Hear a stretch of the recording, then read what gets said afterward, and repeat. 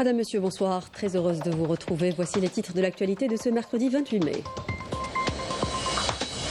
Clôture ce mercredi de la foire des produits algériens à Nouakchott, un événement qui a vu la participation de plus de 200 entreprises algériennes. L'occasion de promouvoir un produit algérien compétitif et de qualité.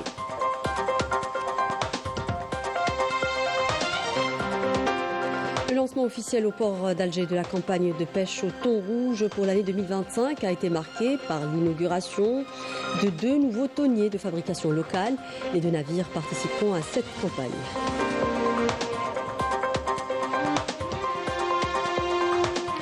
À Paris, le DZ Summit a réuni des jeunes entrepreneurs franco-algériens, un événement inspirant qui a permis le partage d'expériences et une vision stratégique permettant de faire émerger les champions de demain.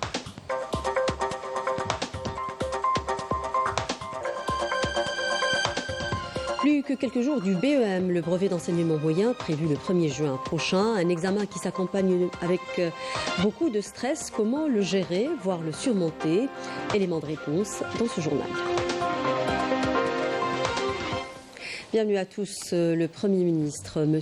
Nader Larbaoui, a présidé ce mercredi une réunion du gouvernement consacrée à l'examen du cadre réglementaire relatif aux conditions et modalités du bénéfice du programme de la famille productive qui prévoit l'octroi d'aides au profit de certaines catégories, notamment les femmes rurales et les femmes au foyer. Le gouvernement a également entendu une communication sur la création de centres d'excellence de formation professionnelle s'inscrivant dans le cadre de la mise en œuvre de l'approche visant à offrir une formation professionnelle de qualité. Par ailleurs, et dans le cadre du suivi de la mise en œuvre de la politique nationale de sécurité hydrique, le gouvernement a entendu une communication sur la fabrication locale des membranes de stations de dessalement d'eau de mer, étant l'un des axes clés pour le renforcement de l'autonomie stratégique de l'Algérie en matière de production des membranes. Le gouvernement a en outre entendu une communication sur la campagne de moisson-battage 2025 qui a permis d'examiner les conditions de déroulement de cette opération au niveau des wilayas du Sud. Enfin, et dans le cadre des efforts déployés pour le renforcement de la présence des entreprises nationales sur les marchés internationaux et la promotion des exportations, le gouvernement a entendu une communication sur la situation de la certification et de l'accréditation ainsi que sur les perspectives de développement du cadre réglementaire et opérationnel y afférent, de manière à permettre aux entreprises nationales d'améliorer leur compétitivité et de garantir la conformité de la qualité de leurs produits aux normes internationales. Énergie dans l'actualité également. Le ministre d'État, ministre de l'Énergie, des Mines et des Énergies renouvelables, Mohamed Arkab, a participé ce mercredi par visioconférence à la 191e réunion de la conférence de l'OPEP qui réunit les ministres des pays membres de l'organisation pour examiner les questions d'intérêt commun. Mohamed Arkab a participé également aux travaux de la 60e réunion du comité ministériel conjoint de suivi et de la 39e réunion ministérielle OPEP et non-OPEP. Cette rencontre a été dédiée à l'examen du niveau de conformité des pays de l'OPEP+, aux réductions des mois de mars et avril 2025. Les 22 pays ont réaffirmé leur engagement à poursuivre l'application des réductions volontaires de production et ce jusqu'à la fin 2026 dans le but de préserver la stabilité et l'équilibre du marché pétrolier mondial. Clôture ce mercredi de la foire des produits algériens à Nouakchott, organisée du 22 au 28 mai, en cours par le ministère du Commerce extérieur et de la promotion des exportations avec la participation de plus de 200 entreprises algériennes. L'occasion de promouvoir un produit algérien compétitif et de qualité et qui séduit au-delà des frontières. Abdeslam Habès, Yanis Belkacem. Les Mauritaniens manifestent un grand intérêt pour les produits algériens. En témoigne le nombre important de visiteurs qui se sont rendus à la foire de Nouakchott pour découvrir et apprécier la qualité des produits Made in Algérie. Les Mauritaniens apprécient grandement la qualité de nos produits, nous veillons à assurer la disponibilité de nos produits sur le marché mauritanien afin de satisfaire la demande. Nous espérons hisser les relations commerciales entre nos 2 pays à la hauteur de nos relations diplomatiques et amicales. La nouvelle stratégie économique de l'Algérie, basée sur la diversification, nous a permis de développer nos productions et d'élargir notre gamme de produits, afin d'augmenter nos exportations hors hydrocarbures, et cela nous rend fiers. Les exposants, eux, le savent, ce salon marque une étape. Il traduit une volonté claire, celle d'une Algérie qui produit et exporte autrement. Une Algérie qui mise sur le savoir-faire local pour construire des partenariats solides, durables et mutuellement bénéfiques. Il y a toutes sortes de produits de qualité et à des prix raisonnables. Je remercie les deux États, algériens et mauritaniens, pour l'organisation de cette foire. Et nous espérons nouer des partenariats plus fructueux. Les Mauritaniens apprécient énormément les produits algériens de par leur diversité, de leur qualité et surtout de leur prix raisonnable. Je suis sûr que la tenue de cette foire créera de nouvelles opportunités. La foire de Nouakchott est l'occasion rêvée à la fois pour les Mauritaniens d'avoir accès à des produits de qualité et les entreprises algériennes de renforcer leur présence sur le marché mauritanien en tant que porte stratégique vers les pays d'Afrique de l'Ouest. Nous disions en titre le lancement officiel au port d'Alger de la campagne de pêche au thon rouge pour l'année 2025 a eu lieu hier en présence du ministre de l'Agriculture et du ministre des Transports qui ont procédé à l'inauguration de 2 nouveaux thoniers de fabrication locale. Les 2 navires participent à la campagne de pêche au thon aux côtés de 37 autres thoniers, sachant que le quota de l'Algérie dans cette opération s'élève à 2000 tonnes. Mariam Damis. C'est à partir du port d'Alger que le lancement officiel de la campagne de pêche au thon rouge a été donné. Tous les moyens logistiques ont été mobilisés pour assurer le succès de cette saison. 39 navires ont été mobilisés pour participer à la campagne de l'année 2025. Toutes les étapes ont été menées avec succès, notamment en ce qui concerne l'inspection et les documents relatifs à ces navires. Le lancement de la campagne de pêche au thon rouge pour l'année 2025 prévoit un quota de plus de 2000 tonnes qui seront pêchées par 39 navires nationaux algériens. Pour renforcer la flotte de pêche, 2 thoniers ont été inaugurés lors de cet événement. Il s'agit des plus grands au niveau national, fabriqués localement avec un taux d'intégration de plus de 75%. Nous sommes à bord d'un grand navire, naviguant en haute mer pour pêcher des quantités limitées de poissons, allant de 200 à 300 tonnes.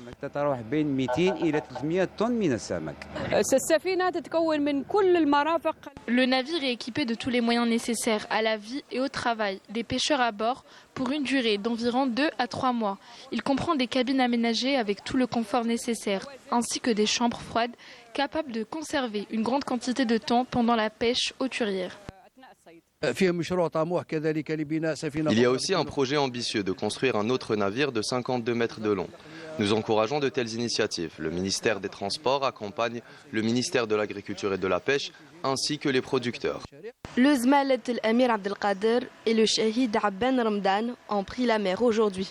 Leur mise en service fait partie d'une stratégie nationale globale visant à étendre la flotte de pêche et à exploiter pleinement les richesses halieutiques nationales. Direction à Tarf, cette région qui connaît un bond qualitatif et quantitatif dans la culture des tomates. La transformation de ce fruit est aussi un créneau très dynamique puisque l'on enregistre un surplus de production. Le concentré de tomates n'est plus importé en Algérie, il est même exporté. Immersion dans l'unité de transformation de tomates à Tarf avec Saïda Mayouf dans son reportage.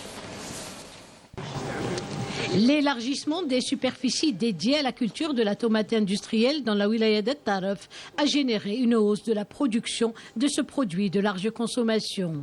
L'industrie de transformation permet à ce propos d'absorber l'abondance de la production. On était parmi les grands importateurs du triple concentré de tomates.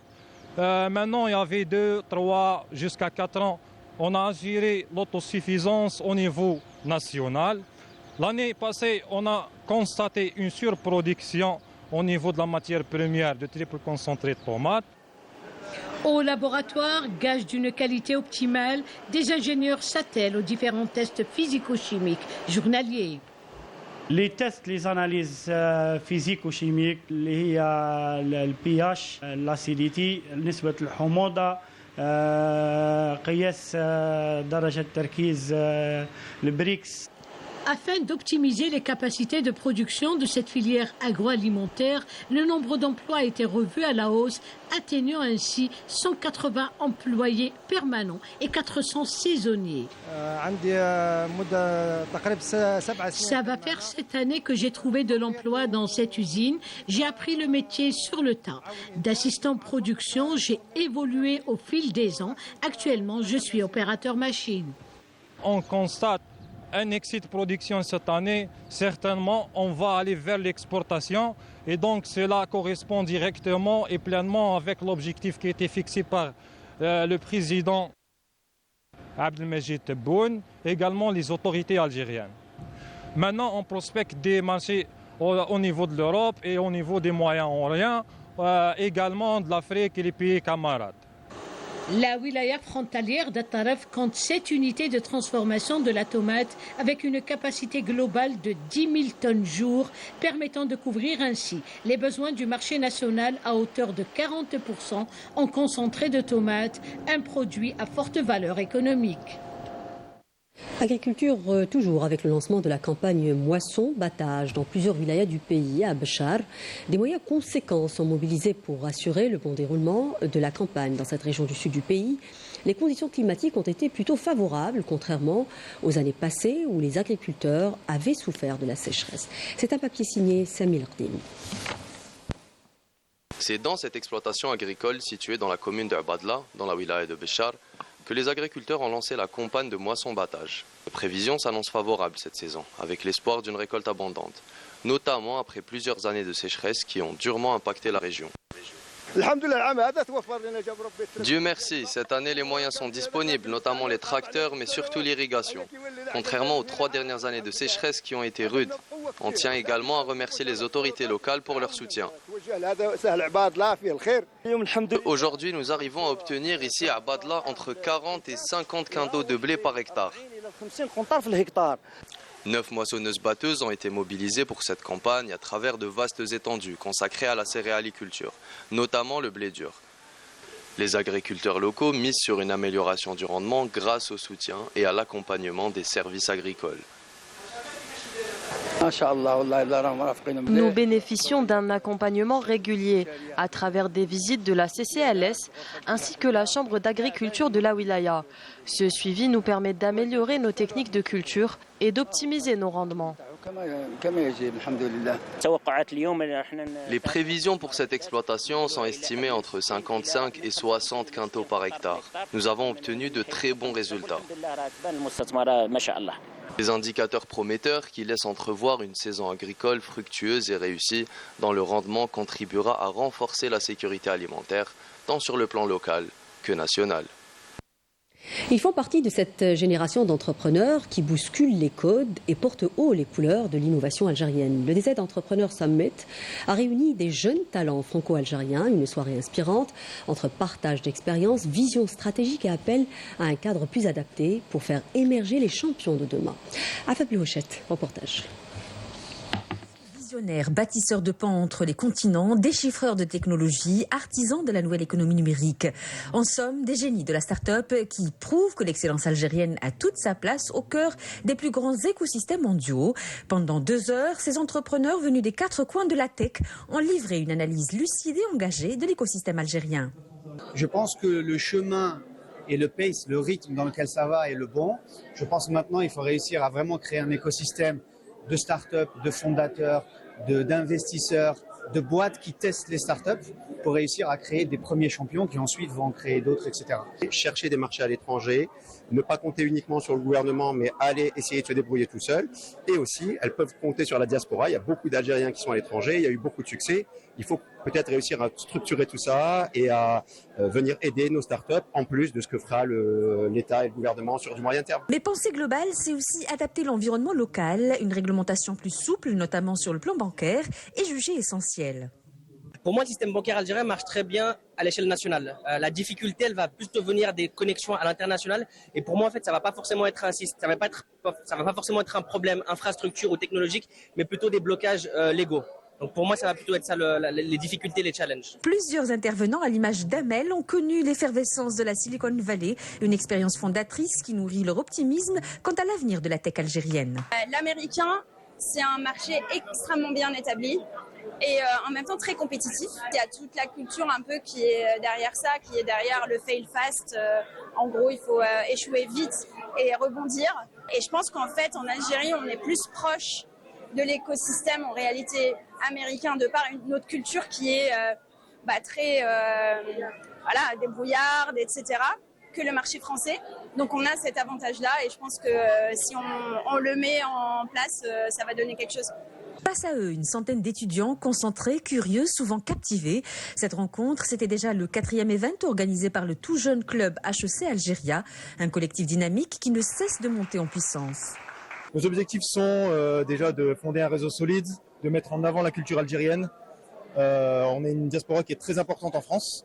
Donc c'était important pour nous de mettre en avant des figures d'identification. Mettre en lumière des profils algériens qui ont percé dans des nouveaux domaines. Par exemple, on a organisé plein d'événements autour de la finance, autour du conseil en stratégie, plutôt relié avec notre spécialité. Un club qui rassemble des profils variés, de la tech à l'économie, et se positionne déjà comme une fabrique d'idées à l'heure où l'intelligence artificielle bouscule tous les repères. Faut-il en avoir peur ? L'humanité n'évolue que par des sauts, et en général, ces sauts viennent d'une technologie nouvelle. Et c'est que ça qui fait évoluer l'humanité. Donc, il y a eu plein de sauts énormes. Il y a eu le nucléaire, il y a eu l'industrie, il y a eu l'écriture, la roue qui vient de nos régions. Et l'IA, ça fait partie de ces sauts énormes. Il faut qu'on sache tous collectivement contrôler un peu les effets indésirables, mais quand même, dans la somme, c'est très positif pour moi. Le monde de demain, ce sont eux qui l'imaginent, des étudiants engagés, exigeants, qui méritent écoute, soutien et confiance. Et justement, l'université algérienne a un rôle important dans le développement économique et de l'innovation, un rôle renforcé à la faveur de 9 accords de partenariat et de coopération conclus entre l'université Hassiba Ben Bouali de Chlef et nombre d'entreprises et d'opérateurs économiques en présence du ministre de l'Enseignement supérieur. Le but étant de faire de ce pôle universitaire un acteur clé dans la création de la richesse, l'innovation et la génération d'emplois. Amira Sefta. Ces étudiants ont brillamment réussi à transformer leurs idées en projets concrets dans divers domaines qu'ils ont fièrement présentés lors d'une exposition organisée à l'université Hassiba Ben Bouali à Chlef, illustrant la nouvelle orientation tournée vers l'innovation et l'excellence. Notre dispositif repose sur un système automatisé destiné à recycler les déchets organiques, mais aussi les déchets huileux. Nous allons produire ces caisses en plastique destinées à l'emballage des fruits et légumes. Elles auront un poids fixe de 500 grammes. Une fois des bénéfices réalisés, nous les réinvestirons dans l'achat de nouveaux moules. Nous prévoyons également de fabriquer ce type de bidon de peinture dans un avenir proche.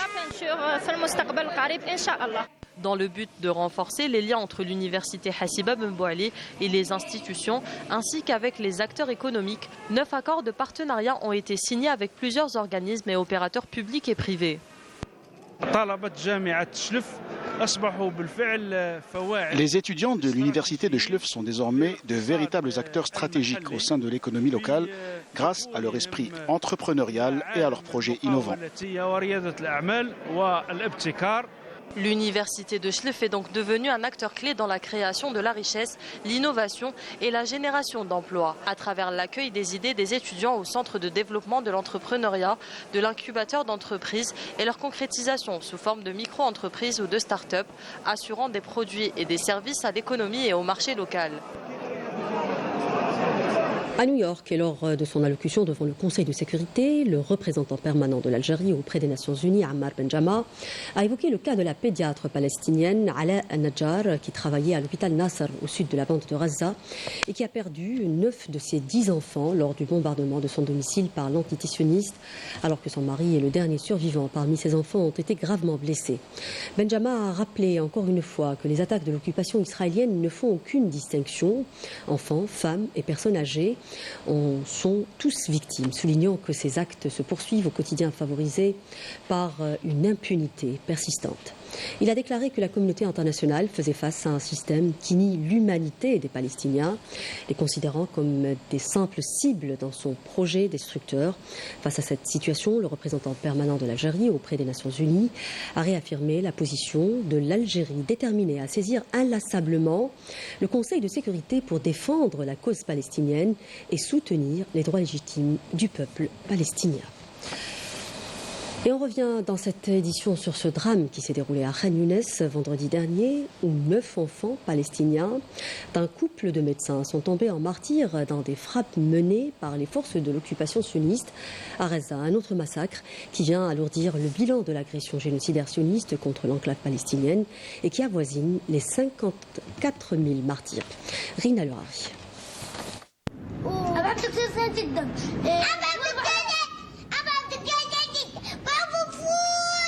Ils s'appelaient Yahya, Rekam, Leith, Djibran, Rousman, Rifel, Sidine, Lokman et Sidar, et ils avaient entre 12 ans et 7 mois.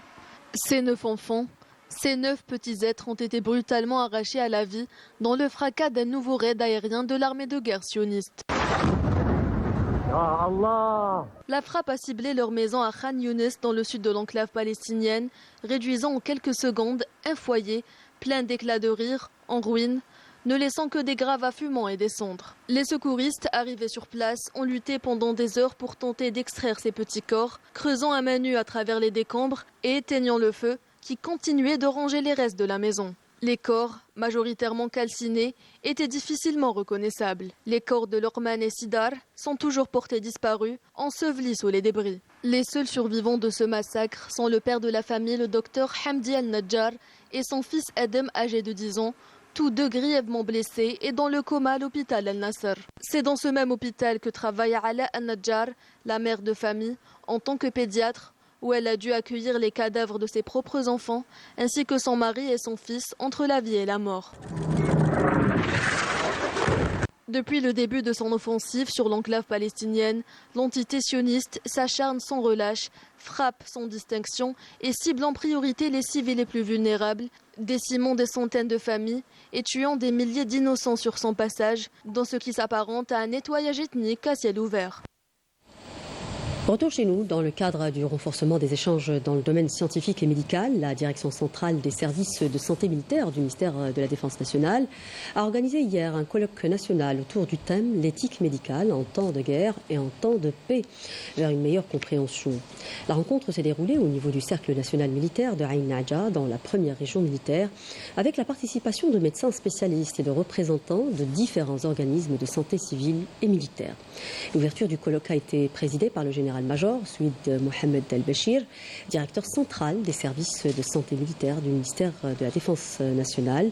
Ce dernier a souligné dans une allocution prononcée à l'occasion l'importance de cette rencontre scientifique dans la consécration des principes éthiques dans le domaine médical en temps de paix et durant les circonstances exceptionnelles créées par les conflits armés. Le colloque a été marqué par les conférences et les assises qui ont permis de mettre en lumière les défis auxquels sont confrontés les médecins sur le terrain et l'importance du respect des valeurs humaines et des chartes internationales. La rencontre s'est clôturée par l'adoption d'une série de recommandations.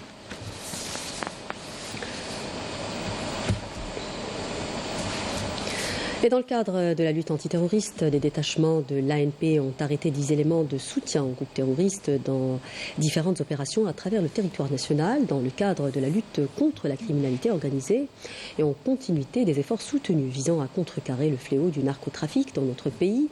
Des détachements combinés de l'ANP ont intercepté en coordination avec les différents services de sécurité 45 narcotrafiquants et mis en échec des tentatives d'introduction de 18 quintaux et 50 kg de kiff traités provenant des frontières avec le Maroc, alors que 1400 grammes de cocaïne et 114 188 comprimés psychotropes ont été saisis lors d'opérations menées à travers les régions militaires. À Tamarasset, Borj Beji Mokhtar, Insalah, Ingizem et Janet, des détachements de l'ANP ont arrêté 87 individus et saisi 42 véhicules, 109 groupes électrogènes, 68 marteaux-piqueurs, 12 détecteurs de métaux ainsi que des quantités de mélange d'or brut et de pierres, d'explosifs, d'outils, de détonation et d'équipements utilisés dans des opérations d'orpaillage illicites. De même, 11 autres individus ont été arrêtés et 2 pistolets mitrailleurs de type Kalachnikov, 9 fusils de chasse et plus de 20 700 litres de carburant ainsi que 66 quintaux de tabac et 83 tonnes de denrées alimentaires destinées à la contrebande et à la spéculation ont été saisis lors de différentes opérations. Par ailleurs, les gardes-côtes ont mis en échec sur les côtes internationales des tentatives d'immigration clandestine et procédé au sauvetage de 157 individus à bord d'embarcations de construction artisanale, alors que 378 migrants clandestins de différentes nationalités ont été arrêtés à travers le territoire national. Nous le disons en titre, plus que quelques jours des épreuves du BEM prévues pour le 1er juin prochain pour les élèves du cycle moyen. Ces derniers jours sont synonymes de dernière révision, mais surtout de stress, un incontournable des examens qu'il faut absolument dompter et surmonter. Quelles sont les règles d'or pour y arriver? Élément de réponse avec Naïm El Walish dans ce reportage. À l'approche des examens et même pendant d'importants événements, le stress envahit les candidats aux épreuves décisives. Ces 2 élèves d'une école moyenne à Bab El Oued en savent quelque chose. Je passe l'examen du BEM le 1er juin. Je stresse parce que j'ai l'impression de n'avoir pas tout appris.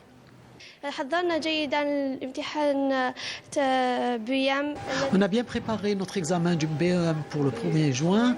Je sens monter le stress, c'est pourquoi je dois davantage me préparer. Les spécialistes de la santé scolaire ont livré, lors d'un forum sur le stress pendant les épreuves importantes, les secrets pour rester zen avant de passer en examen.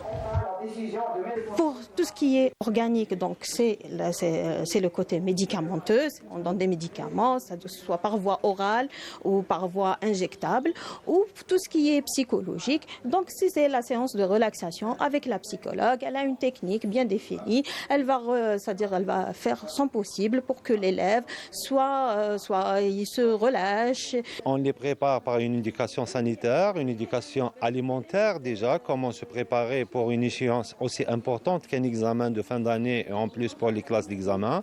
Donc on les prépare pour une alimentation déjà équilibrée, une alimentation saine, de ne pas oublier de s'alimenter, de s'hydrater durant les périodes de forte chaleur, de bien prendre le traitement, de respecter les horaires de traitement. Si le stress il est bien maîtrisé, il est bien géré, soit par les parents, soit par l'hygiène de vie et même l'intervention d'un psychologue, normalement on peut éviter pas mal de pathologies et pas mal de complications de pathologies chroniques.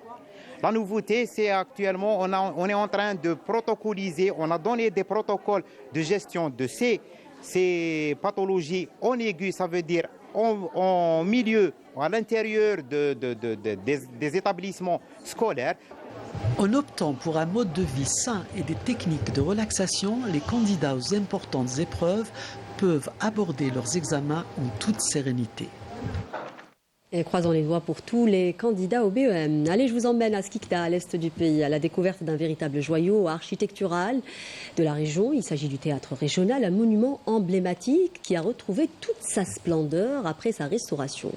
Il a été classé au patrimoine culturel en 2016. Majda Jahmoun nous propose une visite guidée dans ce lieu fascinant, dans ce reportage. Regardez. En vous promenant dans les rues de Skikda, vous serez sans doute captivé par la majestueuse façade de son théâtre. À l'intérieur, la magie opère tout autant. Un joyau architectural riche en détails et en histoire qui fascine les visiteurs. J'aime beaucoup le patrimoine, les anciennes bâtisses. Dès que je suis passée hier avec mes cousines, j'ai dit il faut absolument que j'aille. C'est quoi cette bâtisse? Elles m'ont dit c'est un théâtre. Je leur ai dit il faut absolument que j'aille le visiter.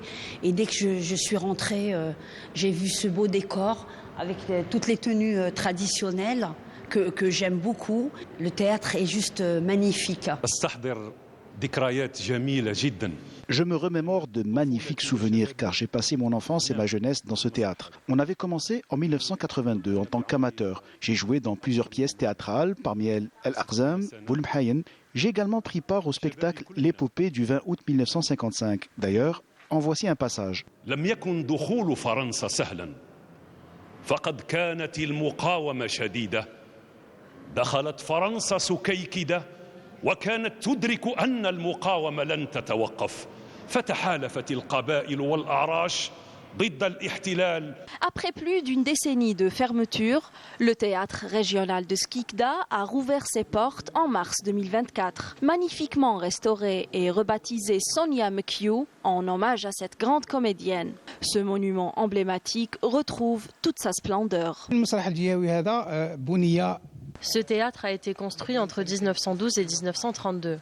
Auparavant, c'est-à-dire en 1854, il était construit en bois. Selon les historiens, il a été bâti sur un temple romain dédié à la déesse de l'amour dans la mythologie grecque, Vénus.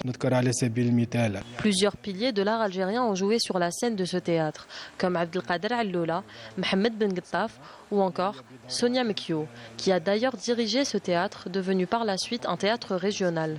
La réhabilitation de cet édifice a été minutieuse, avec pour but de préserver son cachet architectural tout en le modernisant. Les travaux d'aménagement et de restauration se sont achevés en 2023. Son imposante façade, les différents éléments architectoniques de valeur, comme les sculptures, les mascarons, les corniches, les chapiteaux qui symbolisent l'art baroque et évoquent la splendeur des théâtres à l'italienne. Une opération d'investissement a été inscrite en 2006 avec un montant initial de 113 millions. Après les réévaluations qu'on a demandées, l'AP est estimée actuellement à 533 millions dinars. Construit il y a plus de 90 ans et classé au patrimoine culturel national en 2016, le théâtre régional de Skikda peut accueillir entre 350 et 400 spectateurs. Il reste l'un des plus anciens édifices culturels du 4e art encore en activité en Algérie. Et avec ce patrimoine absolument à préserver, nous arrivons au terme de ce journal. Merci de nous prêter attention. L'info continue sur Canal Algérie. Prochain point de l'information à 20h en langue nationale. Je vous souhaite une excellente suite des programmes sur notre chaîne et j'aurai le grand plaisir de vous retrouver dimanche à 19h. Au revoir.